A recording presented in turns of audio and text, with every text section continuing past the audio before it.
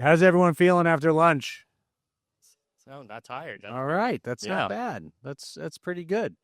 Well, excited to be back up here. Love this event. Love to be able to come tell some client stories. Kind of get out of the way, let the clients tell the story.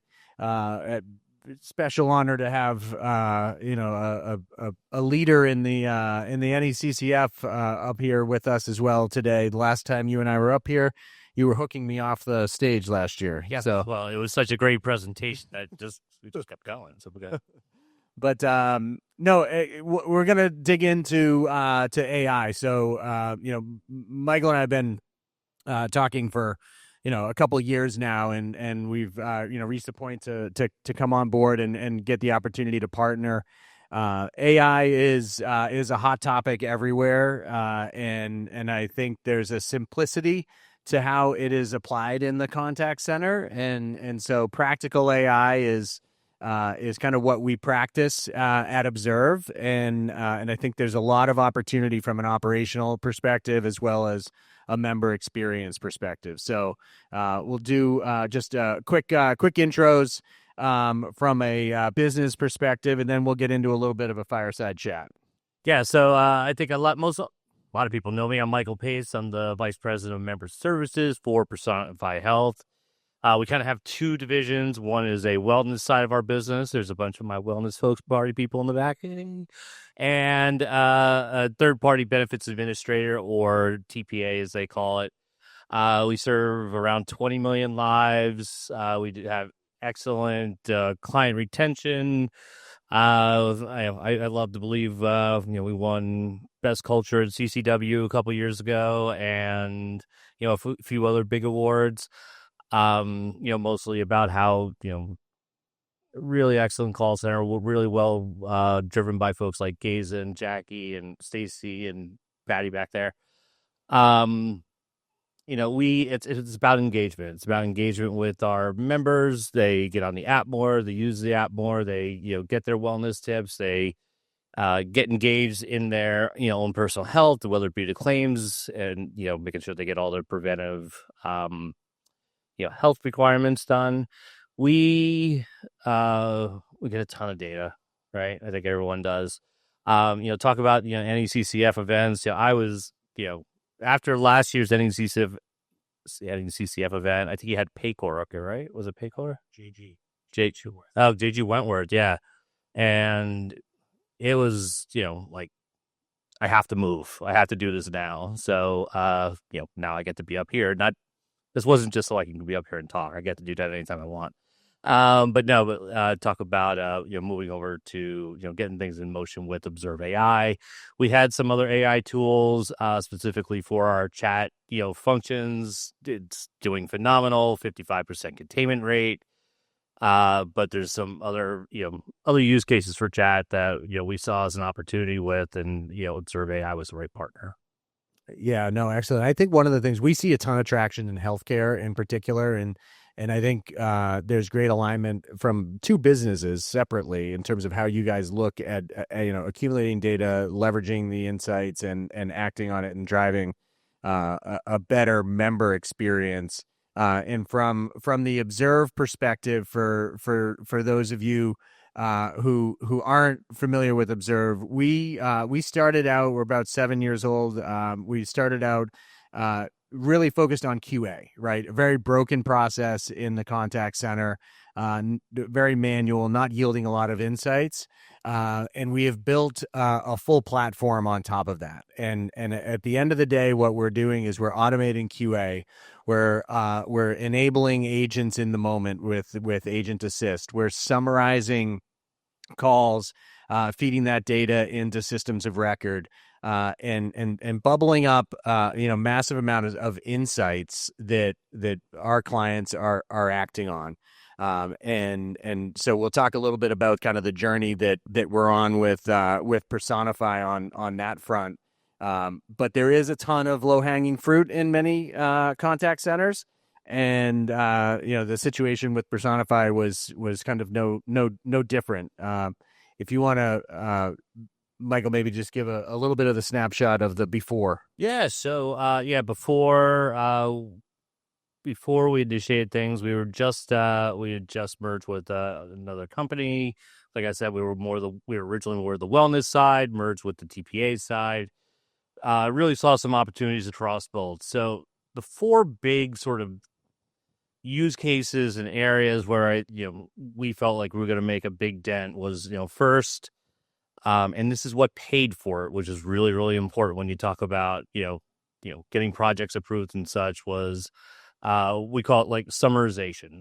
So the entire, I guess we'll talk about summarization. So summarization paid for the whole thing. So, but that, I'll start with that.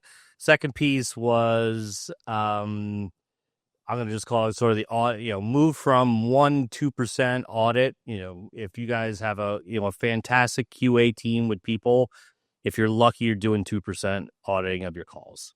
Maybe, might be less, maybe a little bit more, but it can't be much. I mean, unless you have a giant team. We wanted to move to 100% QA. Third part was agent assists. We work in a benefits world. It is incredibly complicated. And little, our wellness space is, not super easy either all the time either. So wanted something, we're kind of calling it agent assist. There's so many different areas of knowledge that we have. How do we suck it in, provide it to that agent in real time to either, push referrals, make suggestions on how to better, move to the next step and those kind of things.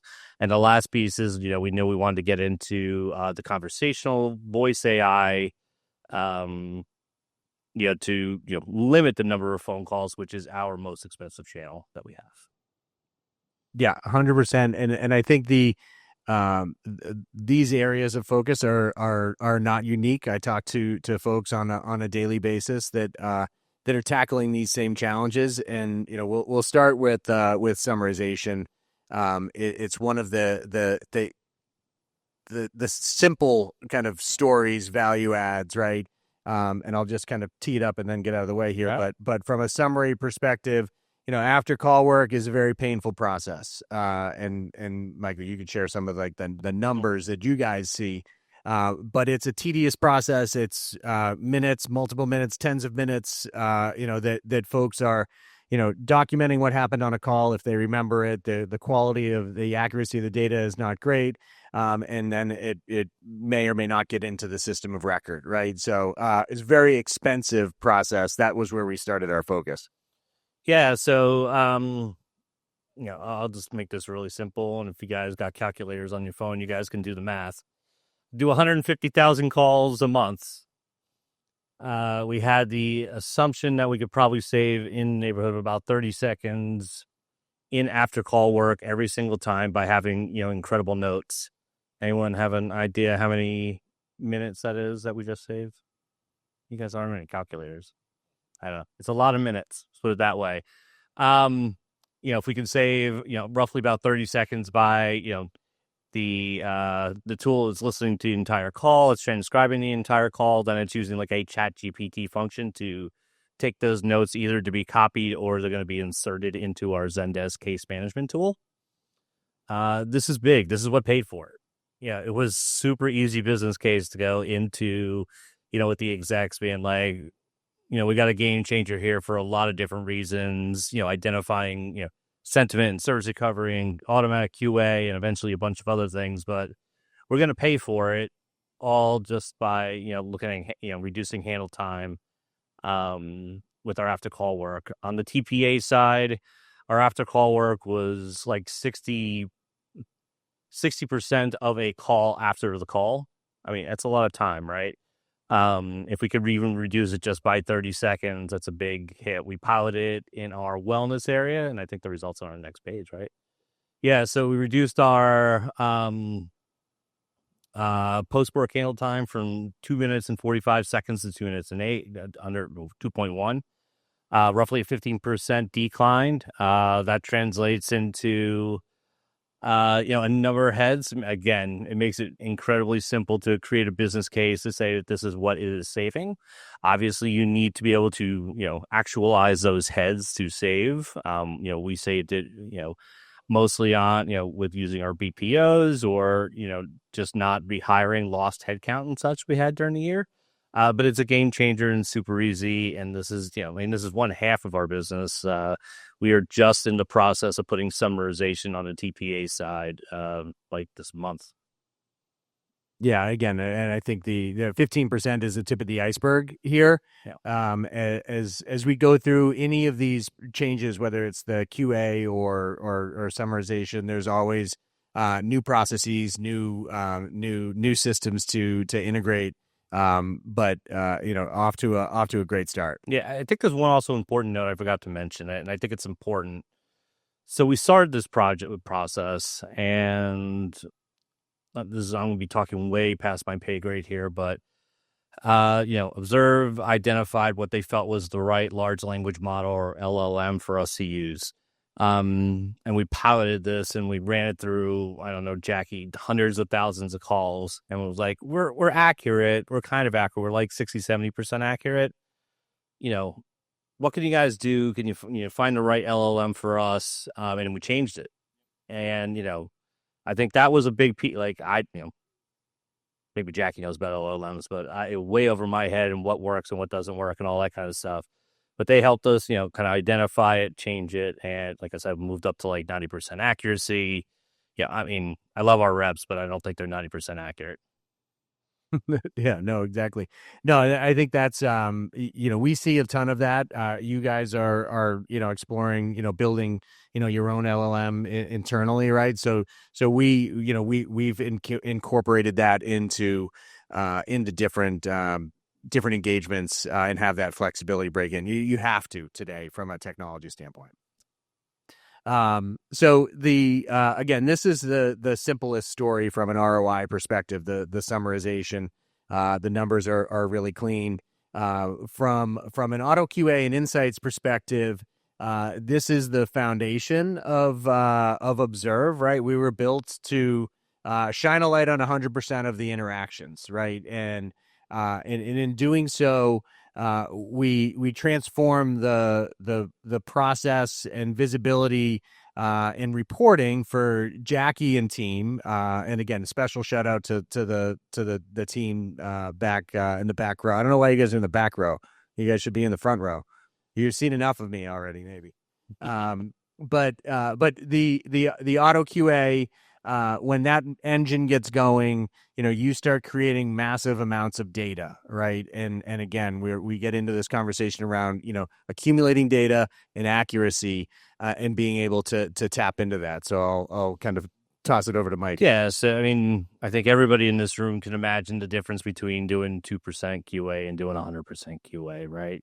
And we still need a lot of the people stuff to look at things. It's fantastic at looking at very objective. Did you do this compliance thing? Did you make sure you get capture a phone number? All these other things, right? There is still a need to have some human interaction there, but we could also limit it by learning more and more. The other piece too, and it's almost like it doesn't get enough credit. About I don't know, a couple of weeks ago, you guys gave me my, sort of first data dump of like all the stuff.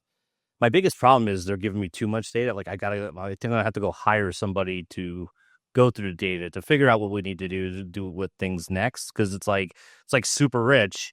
We're looking at, I don't know, I can only kind of disposition one reason for a contact, and now we could do it like 6, right? Like somebody's calling for 6 different things. We know what the dead air time looks like now. We know what hold time, like just basically, obviously hold time you get from your phone reports too, but it's all in one area. We get the sentiment, different, word triggers that can spit things out, and event, we're going to kind of completely revitalize our service recovery areas. The auto QA is great, gives you a great theme and thematic stuff, but I even think all the extra bonus stuff that you get out of it is where I think we're going to find like the super value. Yeah, I think because at the end of the day, right, we're trying to improve the member experience, right? Yeah. And when we start to analyze, yes, for QA and make sure that we're executing, that's crucial. But at the end of the day, we're executing to drive the best member experience. What are they calling about, and how do we manage that? Yeah, I kind of talked about this already. As sort of our dispositions or reasons for contact. We use Zendesk. It's fantastic. I'm a big promoter of Zendesk, but it really only captures one. We can look at, what happens when, somebody can't log in and, has trouble with a, Fitbit band or something like that, right? Like the simultaneous things.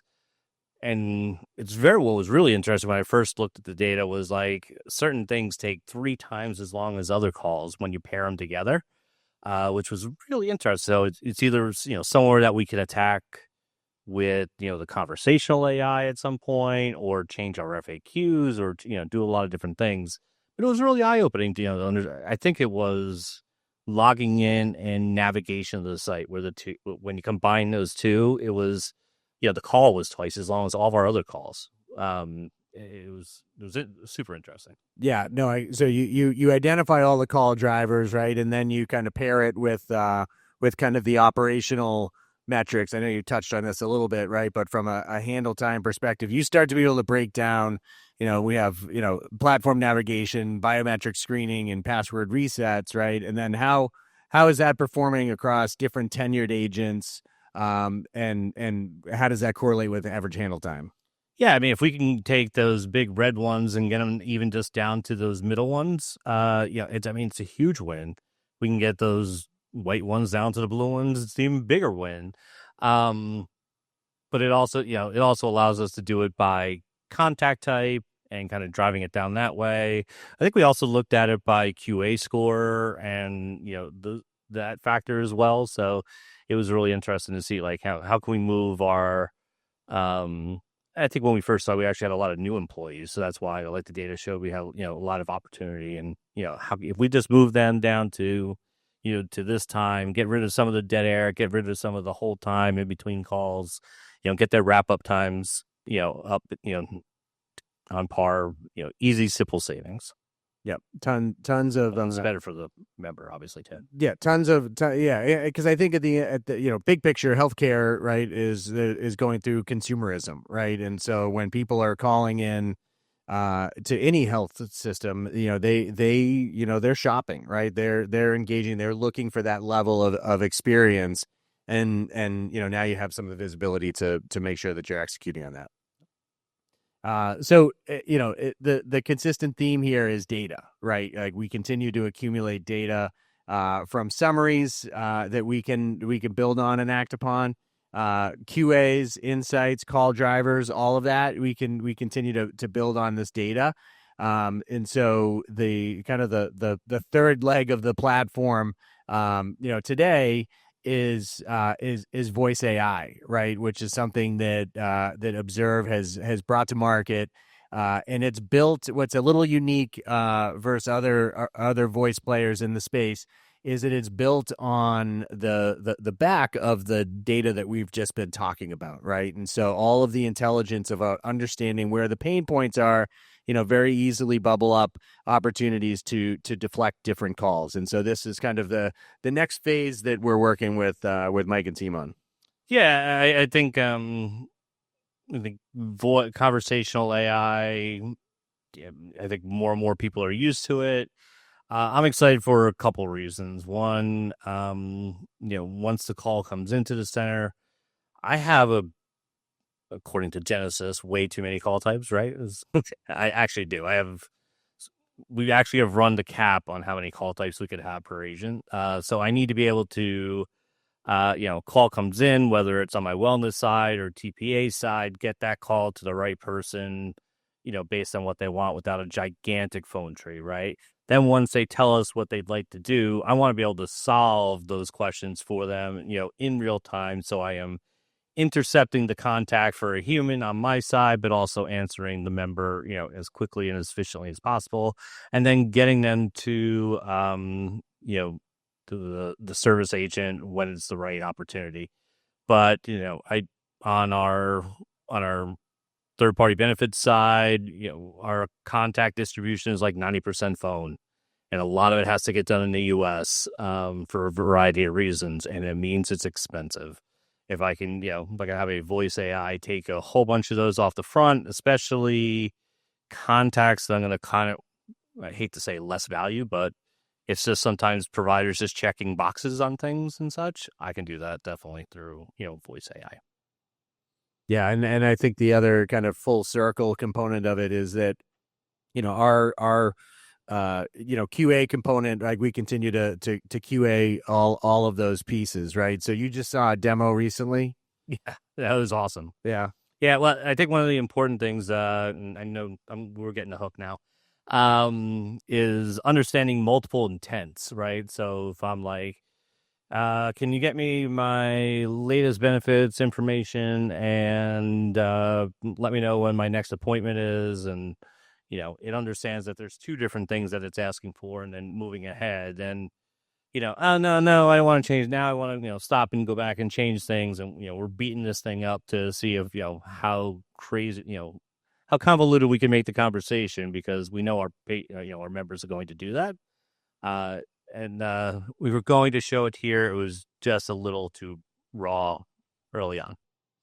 No, we're excited to dig in. I think there's a great opportunity there. So I know we're getting the hook. Mike's hooking me from up front here. But please, any questions, please stop by. We're right over the front of the booths, and would love to connect. Yeah, of course. And if anybody has any questions about it, from a practitioner standpoint, I'm more than happy to help you out.